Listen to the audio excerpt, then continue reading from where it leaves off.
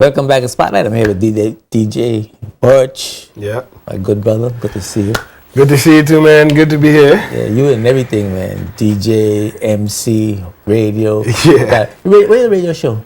Did you have a radio show? I had a radio show, but I took a little pause on radio for the moment. Okay, too busy. Took some time to focus on some other stuff. Yeah. Too busy. Too busy. Yeah. Because I know every time I look around your hair, your there, Yeah. everywhere. You been traveling lately? To be honest with you, I haven't had a chance to do much traveling this year. I've been doing a lot of work At home. in the BVI, overseas. Well, different islands, Guana Island, Peter Island. Those are some big clients that I have. So I've been doing a lot of work here in the BVI. I was looking forward to doing some traveling. Supposed to head back over to Europe in August. Okay. After everything that transpired, I might not be able to There you go. head at that time. But we'll see. Because I'm always excited to hear about local people who going international. Doing things. Because it's not often that we get that, and and that's my hope that we could make that transition to international. Yeah, I've been having a lot of success. Did Amsterdam and London last year, and doing St. Martin actually in about two weeks or so. They have a week of events over there called The Goodness. This is about my 4th or 5th year doing that as well. So I've been having some successes there.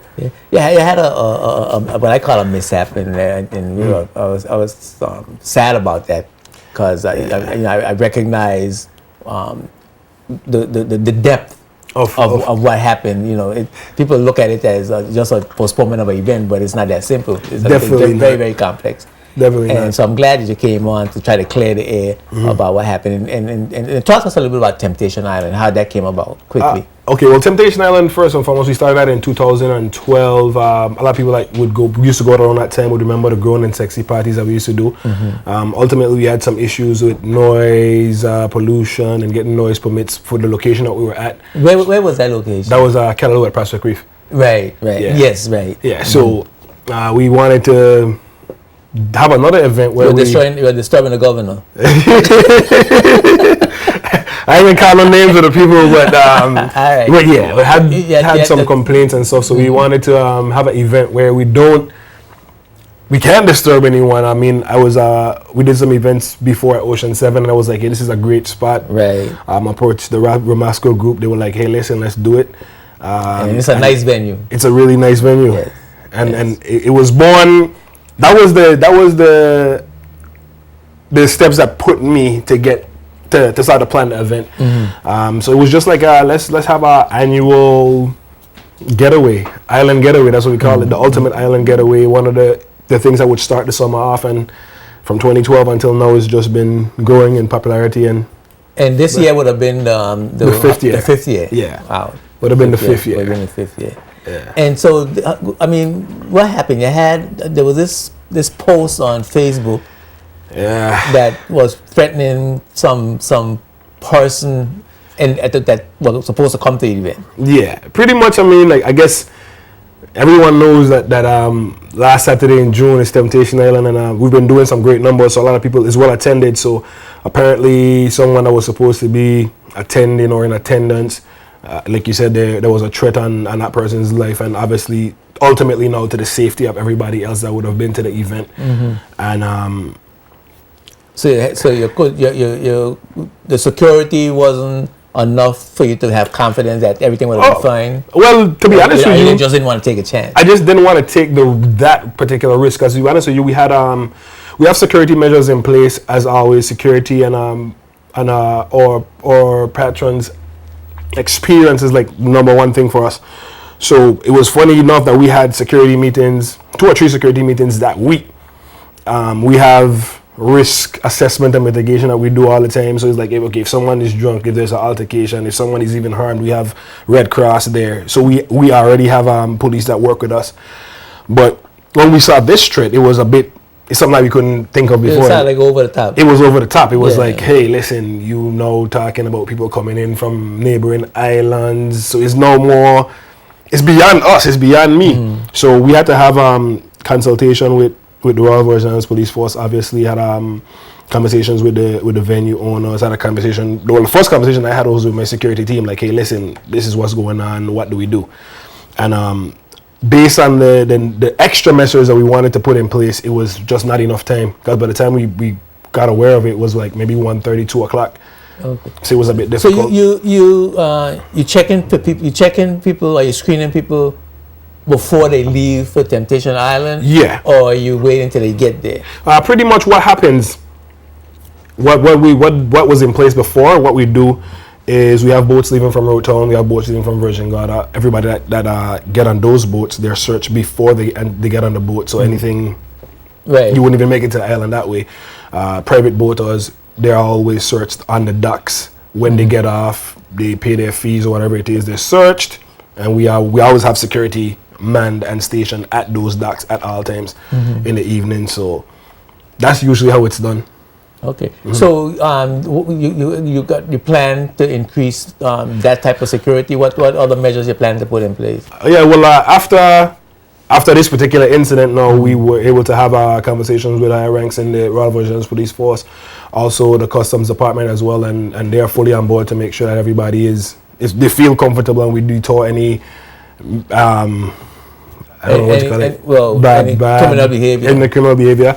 So what they plan to do for us right now is to add more security now on the sea. Okay. So they're gonna have patrols by Marine, police, and other agencies.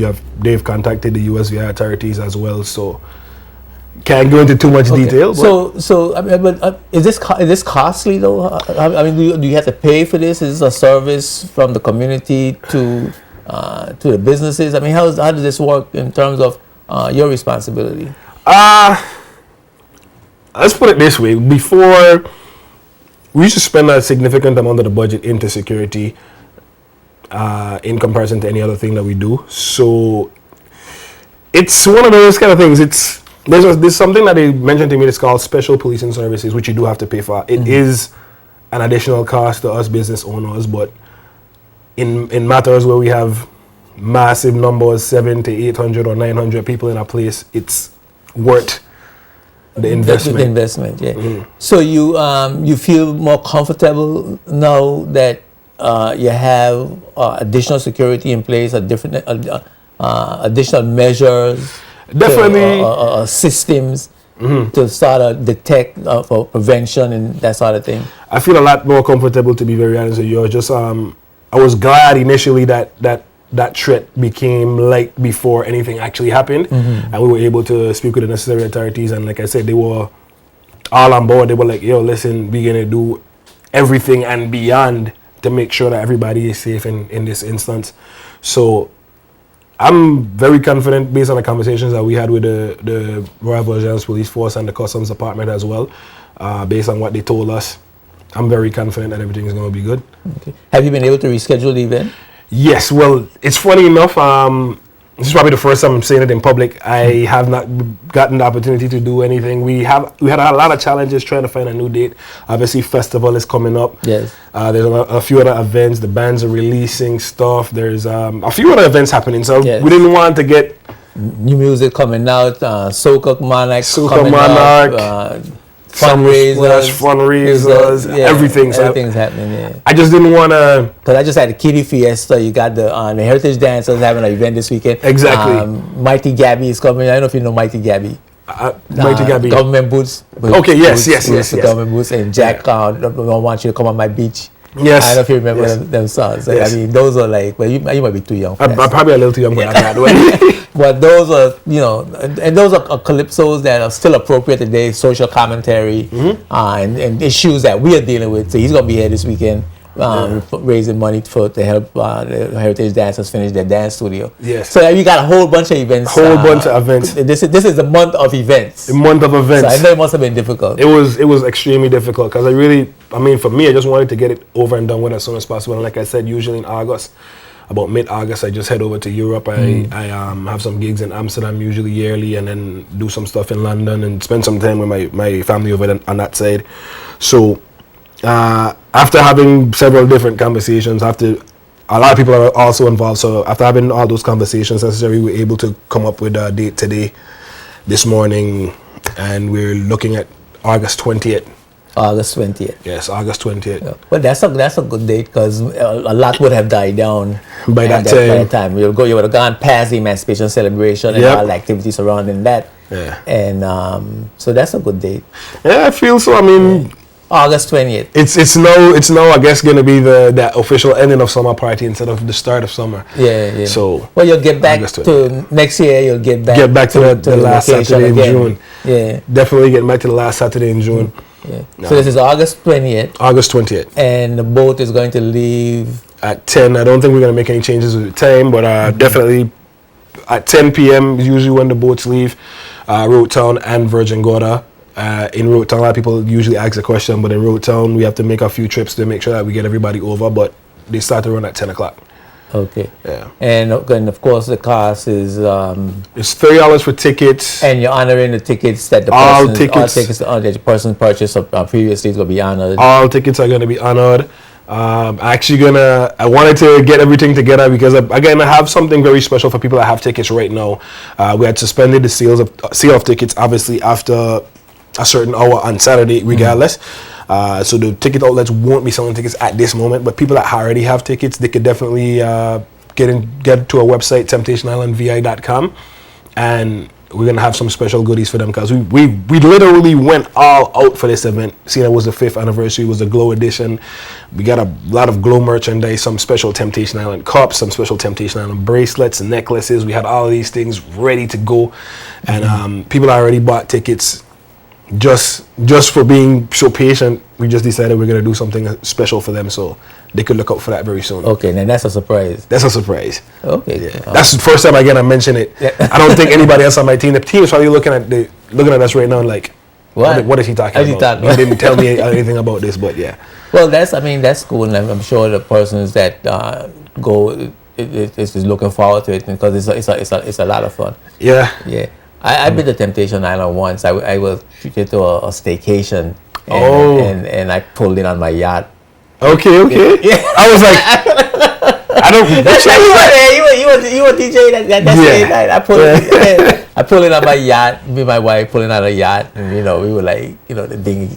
Yeah. And we were, like I felt like I was like really big time. That's the way to do it. Party all night. That's the way to do it. It's a good staycation plan. Yeah. To plan a weekend with a yacht, you and your significant other around that event. Yeah. Come into the harbor. Yeah. Come to the event, eat, party, get back on your yacht, sleep, move on to the next location. Next day. Yeah, That's the most amazing way to do it. That's a hot item. Yeah.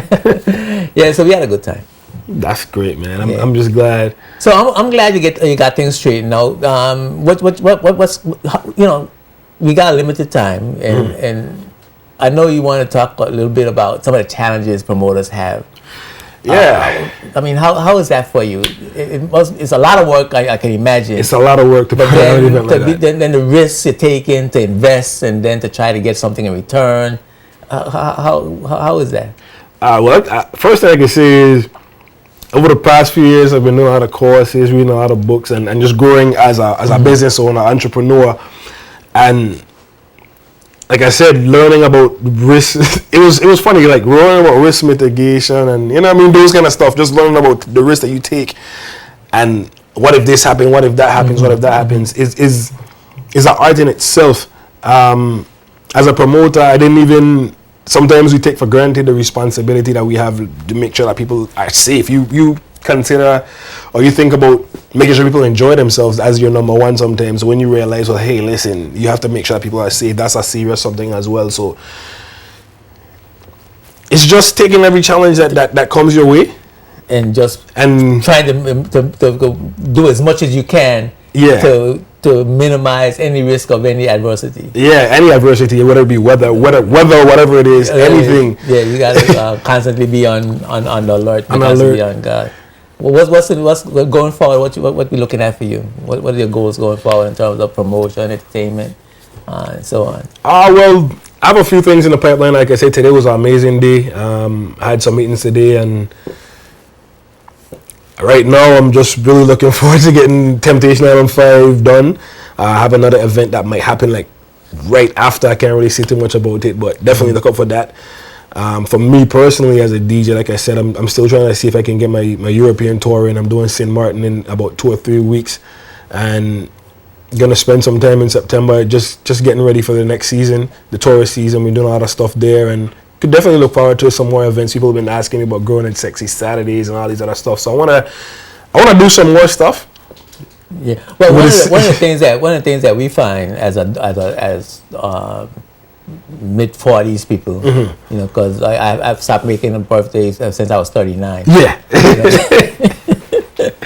But mid-40s people have a challenge with, you know, entertainment and, you know, and having grown folk entertainment. Grown folk, you know, and going out and meeting your kids. Yeah. You know, in the same venue, and so I'm hoping that sometime in the future, somebody will get a nice club where us adults could go and have a nice, you know, some oldie goldies and enjoy some real music. I agree. You know, instead of the music what you guys been playing lately, but that's some real music and have a good time. It's funny you say that because